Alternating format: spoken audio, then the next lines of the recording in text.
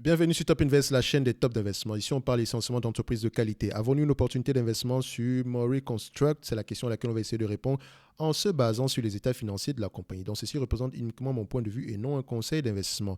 Donc, nous avons ici une entreprise qui a une capitalisation boursière de près de 100 millions d'euros avec un rendement de dividende de 3,18% ici. Okay? Donc, on va essayer de... C'est une compagnie belge. Okay?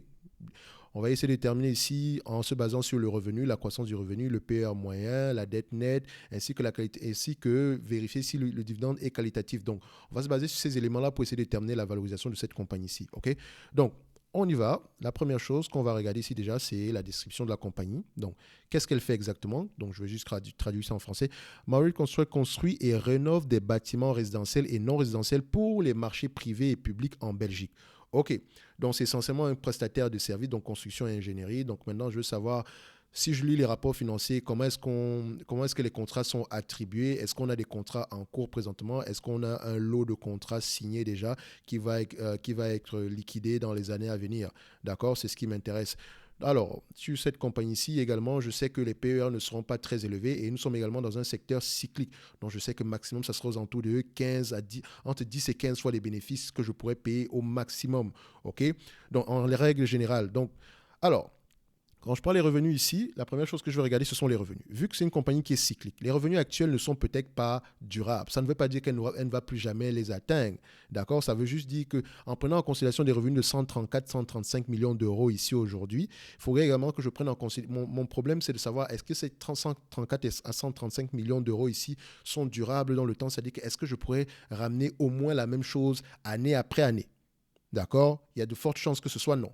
Parce que regardez, en 2009 ici, on a des revenus à peu près de 92 millions. Entre 92 millions ici et en 2012, on se retrouve à 74 millions. Pour revenir au moins au revenu de 92 millions ici, d'accord, on a attendu à peu près entre 2009 et à peu près 2014, 5 ans. Donc, pendant 5 ans, les revenus étaient inférieurs à ce qu'on avait ici.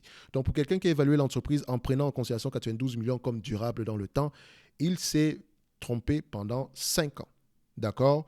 Donc, après les 5 années en question, on a une nouvelle croissance. Donc, ici, il faut déjà savoir, la conjoncture économique à cette période-là était laquelle? La croissance ici, elle est due à quoi? Est-ce que c'est par acquisition ou de manière organique? Donc, ici, elle ne fait pas beaucoup d'acquisitions. Donc, vous pouvez voir que la dernière acquisition peut-être a eu lieu en 2008 ici. Donc, c'est de manière organique ici, mais également, ça dépend de la conjoncture du marché de la construction dans le pays dans lequel cette entreprise opère. Quel genre de construction elle fait également? OK? Donc, nous avons ici une entreprise, si je prends en termes de moyenne des revenus, enfin je préfère la médiane. Je prends la médiane des revenus ici, en termes de médiane, ici on a à peu près 86 millions. Sur les 10 dernières années, ici nous avons à peu près 98 millions. Sur les 5 dernières années, nous avons 125 millions. Donc sur les 5 dernières années, c'est 125 millions. Sur les 10 dernières années, c'est 98 millions. Et sur les 20 dernières années, on est à peu près à 86 millions. Donc 98, 100... 125. Donc, on peut mettre 100 millions ici en termes de moyenne. Je dis bien 100 millions en termes de moyenne. Donc, on se dit, OK, la période actuelle est exceptionnelle. Donc, si ça se passe mal, on pourrait revenir aux alentours de 100 millions par là. OK, ça ne veut pas dire qu'on va gagner 100 millions tous les ans. Ça veut dire qu'on peut gagner au moins 100 millions en moyenne sur une longue période de temps. OK, donc ça prend en considération la période creuse ici. OK, donc c'est une normalisation. Ça ne veut pas dire que c'est ce qu'on aura exactement. On peut même avoir des revenus inférieurs. La question est de savoir est-ce qu'on peut au moins revenir à des revenus de 100 millions en moyenne. Donc, il faut connaître l'état même du marché dans ce pays-là. D'accord? Le marché de la construction. Qu'est-ce qui pousse les gens à pouvoir faire appel à la compagnie Maury? Qu'est-ce qui pousse les gens à le faire? D'accord? Donc, 100 millions ici, croissance, je vais mettre 0. D'ailleurs, ça serait déjà exceptionnel de rester à 100 millions. OK? Donc, maintenant, après ça, si j'ai normalisé les revenus, je dois normaliser également les net income ou bien je vais comparer les net income ici par rapport au free cash flow. D'accord? Free cash flow, on va essayer de voir ici si on reste dans la même tendance. Vous voyez ici que c'est une entreprise qui a généralement des net income plus élevés que les free cash flow. Les free cash flow sont en zigzag. Parfois, on a plus, parfois, on a moins. Ça peut également être dû aux besoins en fonds de roulement, ce genre de choses-là. Donc, il faut déjà savoir pourquoi. Parfois, également, on a des net income, mais on a des free cash flow négatifs. Ça peut être dû à la conjoncture actuelle. OK? Il faut faire attention ici. Donc, quand moi, je vois ça, oui, on gagne de l'argent, mais les free cash flow, c'est ce qui rentre dans nos poches. Est-ce qu'on ne vend pas à crédit, par exemple? Est-ce qu'on n'exécute pas un contrat et on se fait payer après? C'est la raison pour laquelle on a des variations pareilles ici. Quand on a des free cash flow, quand on a des net income aux alentours de 3 millions, on a des free cash flow aux alentours de 10 millions peut-être. C'est parce qu'on ne s'est pas fait payer pendant 2 ou 3 ans ou bien pendant 2 ans ici. Donc, je ne sais pas. Je parle juste comme ça. C'est une façon pour moi de savoir déjà qu'il faut que je questionne les free cash flow ici. OK? Donc, en prenant les net income ici, je dois poser la question, les free cash flow, pourquoi est-ce qu'ils sont en dents de scie? Donc, pour les net income, ça revient à la même chose ici, hein. Je vais devoir les normaliser. Donc, ici, les net income, ici, si je prends ici les net income margin, donc on va regarder la marge de net income. Est-ce qu'on a gardé à peu près la même marge de revenu de net income ici? Excusez-moi. Donc, la marge, donc je vais la prendre ici en termes de médiane, simplement. Voilà. Donc, la médiane ici est de 4%. Actuellement, on a des net income aux alentours de 9% ici. OK? Donc, en moyenne, c'est 4%. Sur les 10 dernières années, 3,90%. Sur les 5 dernières années, 4,6%. Donc, pourquoi est-ce que les net income sont très élevés à cette période-ci? Est-ce qu'on a développé une nouvelle expertise qui fait à ce qu'on facture plus, ou bien c'est par rapport juste à la conjoncture actuelle? C'est la question que moi je me pose. OK? Parce que si je veux normaliser les résultats ici, il ne faut pas que je me trompe au niveau des marges de net income. Si je les prends en termes de volume, d'accord? Admettons que je les prends ici en termes de volume, ça revient à dire que quelle est la moyenne ici, quelle est la médiane ici des net income qu'on a souvent, on pourrait avoir. On a une médiane aux alentours de 3 milliards, 3,77 millions. Donc 4% ici de 100 millions, on peut se dire enfin 4% de 86 millions ici. Donc on peut se dire que c'est à peu près aux alentours de ce montant-là. Donc si on prend maintenant 4% de 86 millions, vous savez qu'on a pris la moyenne ici précédemment, c'était plutôt aux alentours de 86 millions, mais on a choisi de prendre 100 millions ici juste pour se protéger, enfin juste pour ne pas être trop pessimiste également. Donc si on prend 4% de ce montant-là, on arrive à 3 millions, 77 ici, donc ça respecte les 4% ici. Donc si on prend les 10 dernières années, 3,94, 5 dernières années, 5,75. Donc ici, 4% de 100 millions, donc je prends ici 4% comme free cash flow moyen. D'accord? Actuellement, on a des free cash flow de 10%. Enfin, excusez-moi, on a des net income de 9% ici. Je parle de free cash flow ici, mais vous savez qu'on a pris ici le net income. Donc, je l'ai comparé avec les free cash flow ici. On s'est dit que les net income, free cash flow ont tendance à aller dans le même sens, même si les free cash flow parfois varient énormément, mais on va se dire qu'on a à peu près la même moyenne. OK? Donc, on prend 4% ici. OK? Nombre d'actions. Est-ce que le nombre d'actions est stable ou décroissant? C'est la question qu'on se pose. Ici, on a un nombre d'actions ici qui est à peu près aux alentours Enfin, sur les 5 dernières années, on a une décroissance, 396 000 actions. Attention, ce n'est pas 396 millions. Elle a moins d'1 million d'actions. Donc ici, 396 à 393 ici. Donc voilà, on va prendre ici 394 000 actions. C'est bien 394 000, ce n'est pas un million. C'est bien la première fois qu'on a ce genre de choses. 394 000. Donc, on va mettre ici en K, en kilos. Donc ici, maintenant, on a les PER. On va chercher les PER. Les PER ici, comme je vous l'ai dit, moi, je ne paye pas plus de 15 fois les bénéfices pour cette compagnie ici. OK? Parce que c'est une compagnie cyclique. OK? Donc, ça me donne ici combien? C'est une belle entreprise bien gérée déjà. Ça, je peux déjà le voir ici. Mais je n'ai pas envie de surpayer parce que je sais que quand le cycle va se retourner, il y a de fortes chances que l'action se casse la gueule en bourse. Enfin, le prix de l'action se casse. OK?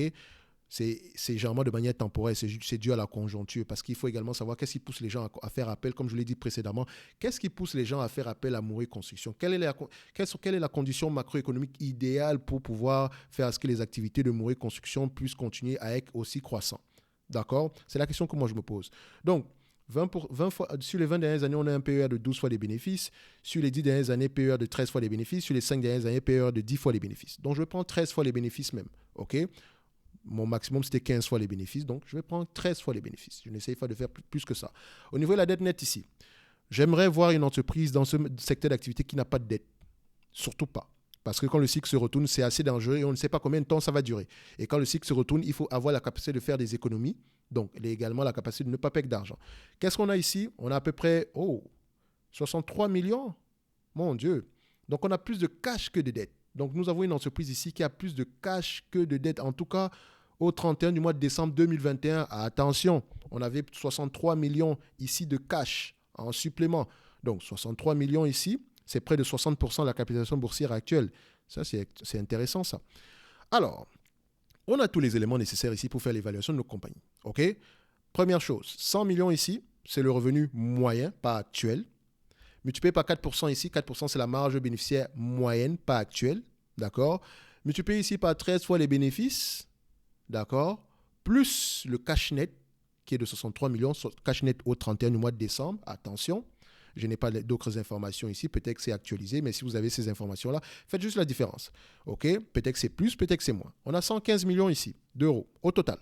Ça veut dire que divisé ici par le nombre d'actions actuelles, on a à peu près 394 000 actions, divisé par 394 000. Ça donne ici à peu près 292 euros l'action. Actuellement, on cote à 264 euros l'action dans l'entreprise est légèrement sous-évaluée. Et on pourrait se dire même qu'elle est correctement évaluée. Donc, ça veut dire qu'en l'achetant ici aujourd'hui, moi, je prends en considération que les revenus pourraient baisser. Je prends également en considération que les marges pourraient baisser. Donc, c'est-à-dire que si on me vend cette entreprise à moins que le prix qui est affiché en date d'aujourd'hui, à moins de 292 euros l'action, je sais que j'ai une opportunité d'investissement. Parce que moi, j'inclus déjà la moyenne, j'inclus déjà une période de baisse. Et quand les taux d'intérêt augmentent, il y aura certainement une baisse. OK? Est-ce que le prix de l'action a tendance? Qu'est-ce que le prix de l'action fait présentement? Alors, en termes de prix ici, on avait un plus haut aux alentours de 367 euros l'action, ce que je n'aurais jamais payé ici. Donc, on a 264 ici, ça commence à devenir intéressant, mais je sais que si la période de baisse continue, on pourrait aller plus bas que ça. Donc, protégez-vous. C'est une compagnie, vous n'allez pas mettre 5% de votre capital dessus. Il faut l'acheter par palier. On va peut-être mettre 1-2% ici. Si on va plus bas que ça, on rachète. En tout cas, tant qu'on reste en dessous de 294 millions, tant mieux. Mais également ici, constatez qu'on a pris beaucoup de cash. Donc, elle a près de 60 millions en cash. Donc, si cette compagnie s'échange, disons, si vous avez une capitalisation boursière aux alentours de 60 millions, sachez que ça prend seulement en considération le cash de l'entreprise. OK? Si le cash est toujours d'une soixantaine de millions. Mais également, si on prend juste, admettons qu'elle a zéro cash, d'accord? C'est-à-dire qu'on prend 4 millions ici, multiplié par 13 fois les bénéfices, divisé par le nombre d'actions ici, aux alentours de 394 000 actions. Donc, on est ici aux alentours de 132 euros l'action. Ça pourrait être encore plus intéressant. Donc, disons même la moitié du prix actuel. Donc, on avait valorisé à 292. Donc, admettons qu'on nous vend la même entreprise aux alentours de 146 euros l'action, ça pourrait être encore plus intéressant. Et vous allez constater qu'aux alentours de 146, 148 euros l'action, mes réflexes de technicien reviennent. Voilà, on a une grosse résistance ici. Vous voyez cette période, vous voyez cette zone-ci, on peut avoir une grosse résistance ici, dans cette zone-ci. OK? Donc, ça pourrait être intéressant à ce niveau-ci, donc 146, 152 millions d'euros. Bon, je ne suis pas technicien, mais vous constatez que ça pourrait être intéressant ici. OK? Donc, on a le quantitatif, on a la technique également. Maintenant, il manque le qualitatif. Et c'est le qualitatif qui est plus important que tout ça. Enfin, aussi important que le quantitatif, le technique, etc. C'est juste une question, voilà, ça me permet généralement de pouvoir voir si on est sur un gros support, je pourrais mettre plus en termes de pourcentage de portefeuille, tout en sachant qu'on est sur un gros support. Mais ce n'est pas par rapport à ça que j'achète une entreprise. C'est par rapport avant tout aux fondamentaux quantitatifs et qualitatifs. Et ici, sur cette chaîne, on parle beaucoup de fondamentaux quantitatifs et je vous encourage énormément à aller regarder les fondamentaux qualitatifs et à joindre les deux avant de prendre une décision d'investissement. OK? Donc, on va se dire ici que cette compagnie-ci est correctement évaluée. D'accord? Si on a une quelconque baisse, si on continue, si le prix continue à baisser, ce qui sera sans doute le cas, il y a de fortes chances que ce soit le cas par rapport à la conjoncture actuelle, ça pourrait représenter encore un prix encore plus intéressant. Donc ici, en termes de dividendes, donc je vais voir ici le dividende. Nous avons une entreprise ici qui paie un dividende. On va voir ici, est-ce que ce dividende est croissant année après année? Alors, ici, on va le mettre ici en yearly, pour faire simple. Et je vais mettre ça ici. Nous avons une entreprise qui a l'habitude de payer à peu près, on va se dire en moyenne, vous voyez que c'est une entreprise qui paye un dividende depuis plusieurs années. En tout cas, depuis les informations que j'ai ici, depuis au moins 2000, depuis les années 2000, elle paye un dividende. Depuis au moins 1999, elle paye un dividende. Son dividende ici, le dividende moyen ici est de 5 euros par là. Actuellement, on a 8,48 €. Donc, le 8,48 €, on le compare avec quoi? Les net income ici. Donc, si on a une moyenne de net income de 4 millions, les net income moyens, bien sûr. Si on a une moyenne de net income de 4 millions ici, divisé par 394 000 actions, 394 000 actions ici, ça veut dire ici qu'on a une moyenne ici on a ici un bénéfice par action de 10 euros. OK? 10 euros ici, donc entre 10 et 5, entre 10 euros et le prix actuel ici. On va se dire que nous avons une entreprise qui a la possibilité de pouvoir couvrir son dividende au moins avec les revenus moyens. OK? Et n'oubliez pas qu'elle a près de 60 millions en cash ici. Ça veut dire que ce 60 000, le prix actuel, quand on paye 8,40 €, d'accord, 8,40 € multiplié par 394 000 actions, multiplié par 394 000 actions ici, ça donne à peu près une dépense aux alentours de 3 € par là, 3 millions d'euros. Donc, c'est-à-dire que 3 millions d'euros ici, par rapport au cash qu'on a en banque, si on paye uniquement 3,3 millions ici, juste avec le cash qu'on a en banque, on peut payer le dividende, le même niveau de dividende pendant 18 ans. OK? Donc, le dividende ici, il est safe. Autant sur le plan de la structure financière même de l'entreprise, mais également sur le plan opérationnel de l'entreprise. Elle a la capacité de ramener au moins 4 millions d'euros par an. Actuellement, elle ramène plus. Elle paye un dividende qui est aux alentours de 3,3 millions d'euros en moyenne. Actuellement, on a des bénéfices nets plus élevés que ça. On a près de 12 millions de bénéfices nets, de revenus nets ici aujourd'hui. Donc, on peut se permettre de payer un dividende. Donc, même si on revient à la moyenne, on peut toujours se permettre de payer un dividende. Donc, on peut se dire que le 8,40 ici est assez durable. Donc, le 3,16% ici est assez durable. OK? Donc, si elle revient à vous donner la totalité des bénéfices nets ici en dividende, donc les bénéfices nets moyens, d'accord, vous aurez un rendement à peu près de 4% par là. Si on prend les bénéfices nets actuels, on aura à peu près un rendement aux alentours de 10%. OK? Donc, nous, on inclut déjà dans nos têtes qu'on a 4%. OK? C'est pour ça que je dis que le prix actuel est tout simplement correct. Si on a plus bas que ça, tant mieux. La meilleure opportunité sera peut-être aux alentours des 150, 140 € l'action. Donc, le dividende ici, quand même, il est safe. C'est une belle entreprise. Je pense que c'est une entreprise qui est familiale. Je pense qu'il y a de fortes chances que ce soit une entreprise gérée par une famille. Parce qu'il n'y a que eux qui peuvent avoir ce genre... En fait, quand l'entreprise est familiale, on a une vision à long terme, en fait. Donc, soit c'est le fondateur, soit c'est une vieille entreprise familiale ici, mais vous voyez que c'est une belle entreprise qui arrive à se maintenir. Maintenant, à vous d'aller faire le travail qualitatif et on se donne rendez-vous sur la prochaine vidéo. Ça reste une belle entreprise, bien gérée. OK? Merci.